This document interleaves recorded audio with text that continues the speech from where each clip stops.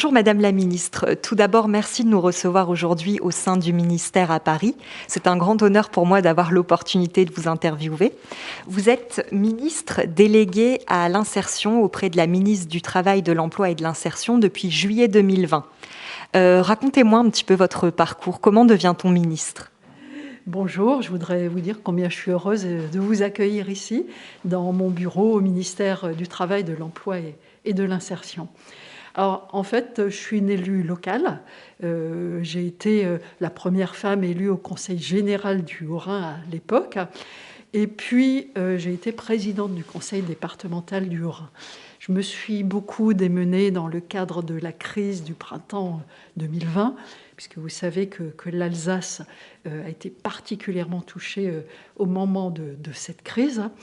Et puis, un matin, le 6 juillet 2020, j'ai eu un appel du Premier ministre pour me proposer d'entrer au gouvernement. Pour moi, c'était totalement inattendu. Jamais je ne pensais un jour entrer au gouvernement.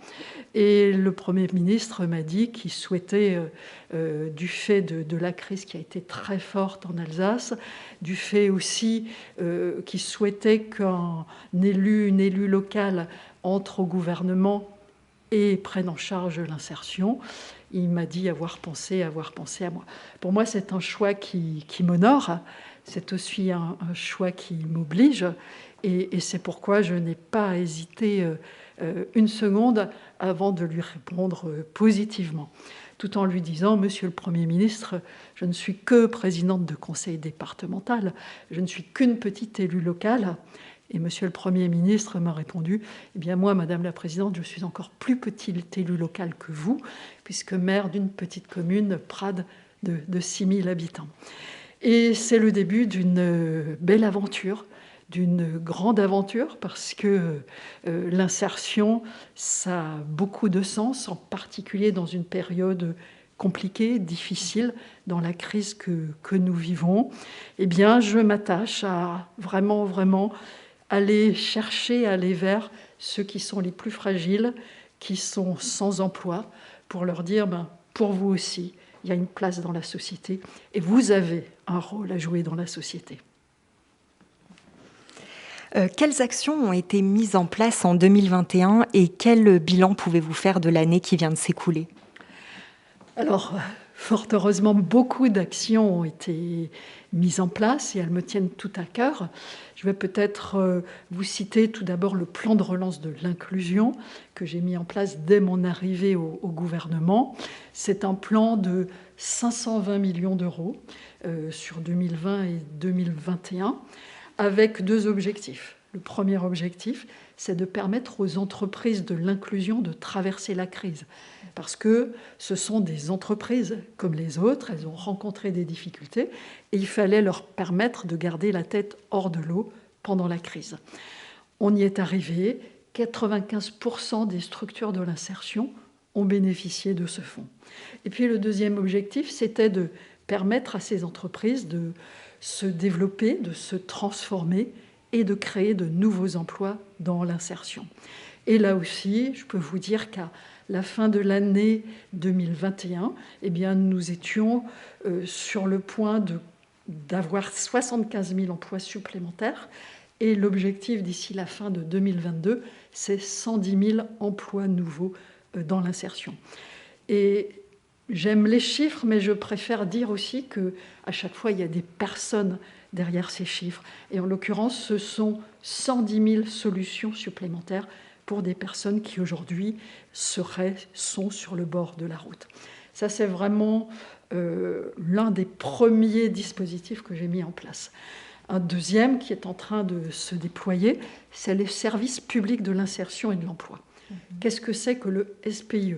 Ça n'est pas un dispositif supplémentaire. Nous en avons déjà beaucoup dans notre pays, et c'est une bonne chose pour permettre de répondre aux besoins des uns et des autres en fonction de leur situation.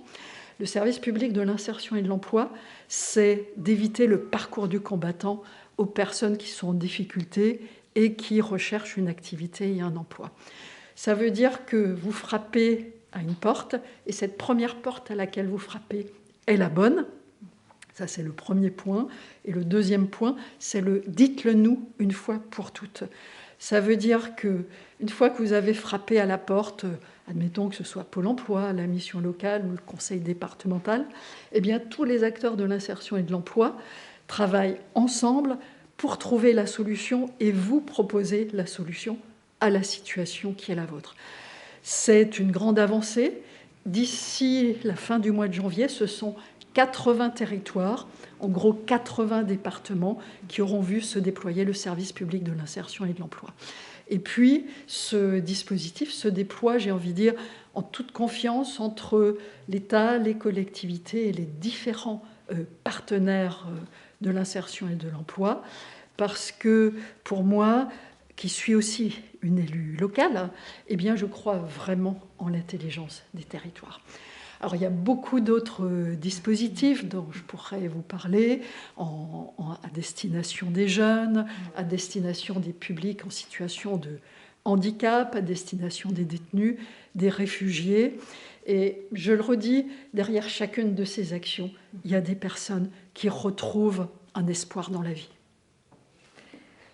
Pouvez-vous nous parler plus spécifiquement du plan Un jeune, une solution qui a été lancé à l'été 2020? Alors, nous sommes dans une crise sanitaire telle que nous n'en avons pas connue depuis plus d'un siècle. Et le président de la République a voulu porter ses efforts dès l'été 2020 vers les jeunes. Pourquoi ? Parce que les jeunes sont parmi ceux qui ont le plus souffert de cette crise, pour se former, mais aussi pour vivre leur vie de jeunes, pouvoir se retrouver avec leurs copains, leurs copines, et il fallait être à leur côté. C'est pour ça que dès la rentrée 2020, c'est un plan de 9 milliards d'euros qui a été prévu pour les jeunes, pour que chaque jeune trouve sa solution. Et puis en un peu plus d'un an, eh bien, on peut dire que les résultats sont satisfaisants, puisque ce sont 3 millions de jeunes qui ont trouvé une solution. Cette solution, c'est un accompagnement vers une formation ou un accompagnement vers un emploi. Évidemment, il s'agit de poursuivre ces efforts, et ça va être le cas avec le contrat d'engagement jeune qui va démarrer le 1er mars prochain. Mais je voudrais dire aux jeunes qui nous regardent que même si la crise est compliqué, qu'il faut continuer à porter les masques, veiller aux gestes barrières, se faire tester, eh bien malgré tout, il faut qu'ils aient des rêves. Et nous sommes là, l'État avec l'ensemble des collectivités, des partenaires de l'insertion et de l'emploi, pour les aider à réaliser ces rêves. D'ailleurs, j'invite tous les jeunes qui nous regardent à aller consulter le site internet Un jeune, une solution. Et là, ils vont découvrir qu'il y a, au moment où je vous parle, plus de 300 000 propositions, offres d'emploi, offres de formation qui sont faites à des jeunes. Voilà, c'est l'exemple même pour vous dire que les jeunes, nous sommes là à vos côtés, croyez en vos rêves et nous vous aidons à les réaliser. Le gouvernement a fait savoir qu'il ne voulait laisser aucun jeune sans solution. Dans le cadre justement du plan Un jeune, une solution, le dispositif Un jeune, un mentor permet de mettre en relation des jeunes en difficulté professionnelle avec des adultes bénévoles expérimentés. Pouvez-vous nous en dire plus sur ce dispositif ? Oui, parce que quand on est jeune, eh bien, ça n'est malgré tout pas facile de trouver un emploi. Ça n'est pas facile non plus d'avoir les réseaux. Et ce programme Un jeune, un mentor est très important justement pour accompagner les jeunes, leur redonner confiance en eux, également leur donner les codes qui sont nécessaires pour accéder au monde du travail. L'objectif, c'est de multiplier par 10 le nombre de mentors dans notre pays. Et je peux vous dire que régulièrement, eh bien, j'ai des associations de cadres retraités ou autres qui me contactent en me disant « Oui, nous aussi, nous qui avons l'expérience, nous qui avons les réseaux, eh bien, nous sommes prêts à être à côté de jeunes et à devenir leur mentor ou à devenir le parrain. » Donc voilà, c'est un accompagnement spécifique qui permet à des jeunes de rentrer plus vite et plus facilement dans le monde de l'entreprise. Quels sont les projets et les actions à venir en 2022 ? Alors, le premier projet que je voudrais évoquer, c'est le contrat d'engagement jeune, qui va voir le jour au 1er mars prochain, et qui est la continuité de la garantie jeune, à savoir que là, l'objectif, c'est vraiment d'aller chercher les jeunes qui sont les plus éloignés de l'emploi, des jeunes décrocheurs, et de les accompagner, de leur proposer un accompagnement très étroit vers une formation ou vers un emploi. Ça, c'est ce qui est proposé. En contrepartie, il y a une indemnité qui leur est proposée, qui peut aller jusqu'à 500 € par mois. Donc il y a des droits, mais il y a aussi des devoirs. C'est d'être au plus près des jeunes, de les accompagner encore plus qu'on ne le faisait dans le cadre de la garantie jeune, et surtout, comme dit, des jeunes qui étaient très très éloignés de l'emploi, et qu'il nous faut, avec l'ensemble des acteurs de l'insertion et de l'emploi et les collectivités, aller chercher dans les quartiers de nos villes, aller chercher aussi au fin fond des vallées et des zones rurales de notre pays, pour leur dire, eh bien, il y a aussi une solution pour toi, même s'il y a des freins tels que la mobilité, ou que le fait que tu n'aies pas fait d'études, eh bien, nous sommes là pour être à tes côtés, il y aura une solution pour toi. D'ailleurs, je voudrais m'adresser plus spécialement à ces jeunes et leur dire qu'aujourd'hui, les nombreux chefs d'entreprise que je rencontre, que ce soit des patrons de petites entreprises ou d'entreprises plus grandes, me disent ce qui nous importe aujourd'hui, c'est d'avoir des jeunes motivés, qui ont envie de travailler, et puis un savoir-être. Et s'il y a le savoir-être et la motivation, eh bien nous, chefs d'entreprise, nous sommes prêts à former les jeunes. Alors, j'ai envie de dire à ces jeunes décrocheurs, eh bien, d'y croire, d'espérer, et que, eh bien, avec la bonne volonté des chefs d'entreprise, avec l'accompagnement qui est celui de l'État, des acteurs de l'insertion et de l'emploi, eh bien, il y a une solution pour eux et il y a un espoir de réaliser leurs rêves. Donc cela fait maintenant que nous vivons avec le Covid, justement. Quelles mesures ont été mises en place pour préserver au maximum les emplois des Français ? Alors, il y a une aide massive de l'État qui a été mise en place, vous le savez, en faveur des entreprises. C'est ce qu'on appelle le plan de relance. Et dans le domaine de l'insertion et de l'inclusion, quand je parle inclusion, je pense aussi aux personnes en situation de handicap qui travaillent dans des entreprises adaptées. Eh bien, nous avons mis en place un plan de relance de l'inclusion de 500 millions d'euros pour permettre à ces entreprises déjà de maintenir la tête hors de l'eau, mais également leur permettre de se transformer, de se développer et de créer des emplois. En fait, il s'agit d'être à l'écoute, d'être au plus proche de ces structures, de répondre également aux freins encore plus nombreux qui sont ceux des personnes fragiles, des personnes en difficulté. Par exemple, je travaille beaucoup avec Adrien Taquet sur la question de la garde d'enfants. Il y a beaucoup de familles monoparentales, en particulier des femmes seules avec des enfants, et qui me disent, vous savez, moi je veux bien travailler, mais si je vais travailler, je dois faire garder mes enfants, et du coup, ça va me coûter plus cher de travailler que si je reste à la maison à m'occuper de mes enfants. Et donc, nous travaillons à lever ces freins-là. Il y a également les freins relatifs à la mobilité. Et là aussi, j'ai mis en place un certain nombre de dispositifs pour peu à peu venir à bout de ces freins. Il y a les freins relatifs au logement.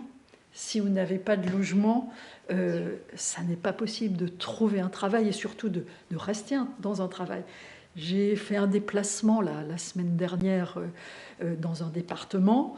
Comme j'en fais toutes les semaines, je dois être à plus de 120 déplacements. Eh bien, j'ai rencontré des apprentis qui m'ont dit dormir dans la voiture lorsqu'ils sont chez leur employeur, parce que ce sont des zones rurales, parce qu'il n'y a pas de logement prévu pour eux. Ça n'est juste pas possible. Et donc, nous travaillons à lever ces freins. Quel est votre souvenir le plus marquant en tant que ministre? Alors, il y en a beaucoup, parce qu'il y a tellement de belles histoires dans le domaine de l'insertion. Lorsque je rencontre des personnes en insertion, elles retrouvent une dignité, elles retrouvent une fierté, elles se sentent de nouveau citoyennes et elles ont des étoiles dans les yeux parce qu'elles peuvent de nouveau avoir de l'espoir dans leur avenir, un espoir pour elles, mais aussi un espoir pour leur famille. Alors j'ai beaucoup de mal à choisir entre toutes ces belles histoires que j'ai en tête, mais je crois que celle qui m'a le plus bouleversée est celle de l'histoire de Guillaume. Guillaume, qui est un jeune de 24 ans. Il faut savoir qu'en décembre 2020, j'ai mis en place un plan d'aide dans les EHPAD. À l'époque, déjà, malheureusement, la crise était là, elle était forte. Et j'ai mis en place un dispositif pour que les associations intermédiaires, qui sont des structures de l'insertion, aillent aider les EHPAD. Et en contrepartie, le ministère de l'Insertion proposait 1,50 € supplémentaire d'aide au poste. Et puis, début février 2021, nous lisons dans la presse qu'à l'EHPAD de Secondigny, dans les Deux-Sèvres, la crise est là, 95% des résidents sont positifs au Covid, et il y avait un gros souci de personnel. Je crois qu'ils cherchaient 7 ou 8 personnes très rapidement. Eh bien, dans la journée, grâce à ce dispositif, nous avons réussi à trouver 3 personnes qui sont allées le jour même travailler dans l'EHPAD de Secondigny. Et puis, dans les 24 heures ou les 48 heures, les 7 ou 8 personnes qui manquaient. Il s'agissait là de personnes en insertion. Déjà, je veux saluer leur courage, parce qu'il fallait le faire, aller dans cet EHPAD où 95% des résidents étaient positifs. Je me suis dit, eh bien, je vais aller les voir, ces personnes en insertion. J'y suis allée en plein cœur de la crise, je les ai rencontrées. Et parmi ces 7 ou 8 personnes en insertion, il y avait un jeune, Guillaume, 24 ans. Et il m'a un petit peu parlé de sa vie, il m'a expliqué que c'était compliqué, qu'il galérait, qu'il n'avait pas de projet dans sa vie. Et avec des étoiles dans les yeux, il m'a dit, voilà, maintenant j'ai trouvé un sens à ma vie, je veux m'occuper des personnes âgées. Et ce jeune, quelques jours plus tard, a signé un CDD avec l'EHPAD de Secondigny. Voilà, une belle histoire parmi d'autres. Enfin, auriez-vous un petit message à faire passer à Direct Jobs TV pour son lancement? Déjà, moi, je voudrais souhaiter bonne chance à Direct Jobs TV. On a vraiment besoin de vous aussi pour nous aider à mettre en lien les entreprises et les personnes en recherche d'emploi. Parce qu'aujourd'hui, vous le savez, le chômage a beaucoup baissé. Et donc, il s'agit d'aller chercher les personnes qui sont sans emploi depuis un moment pour les mettre en lien avec les entreprises. Donc, nous comptons beaucoup sur Direct Job TV pour cela. Et je suis vraiment très, très heureuse de participer au lancement de ce nouveau média. Et puis, le deuxième message, c'est à destination des Français et puis surtout à destination des jeunes, en leur disant, malgré la crise, ayez des rêves, ayez espoir en l'avenir, et nous sommes là pour vous aider à réaliser ces rêves. Merci beaucoup, Madame la Ministre. C'est un très beau message de fin.